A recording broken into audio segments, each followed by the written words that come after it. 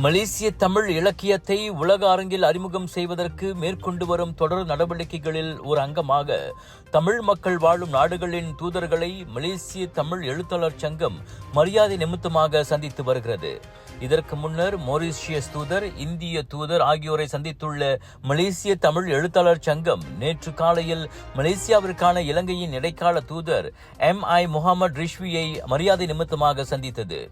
இந்த சந்திப்பில் சங்கத்தின் தலைவர் மோகனன் பெருமாளுடன் செயலாளர் சாந்தா காளியப்பன், பொருளாளர் முனியாண்டி, முன்னாள் தலைவர் ராஜேந்திரன், துணை பொருளாளர் காசிவேல், செயலவை உறுப்பினர் மன்மதன் ஆகியோர் கலந்து கொண்டனர். இலங்கை மற்றும் மலேசிய தமிழ் இலக்கியம் தொடர்பாக கருத்து பரிமாற்றத்தை மேம்படுத்துவது குறித்தும் இந்த சந்திப்பில் விவாதிக்கப்பட்டது.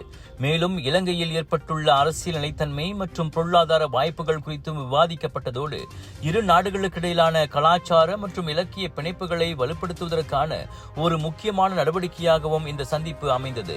அதேவேளையில் தமிழ் இலக்கியத்தை உலகளாவிய நிலையில் மேம்படுத்துவதற்கான தனது பணியை மலேசிய தமிழ் எழுத்தாளர் சங்கம் தொடரும் என அதன் தலைவர் மோகனன் பெருமாள் வெளியிட்ட அறிக்கையில் தெரிவித்தார்.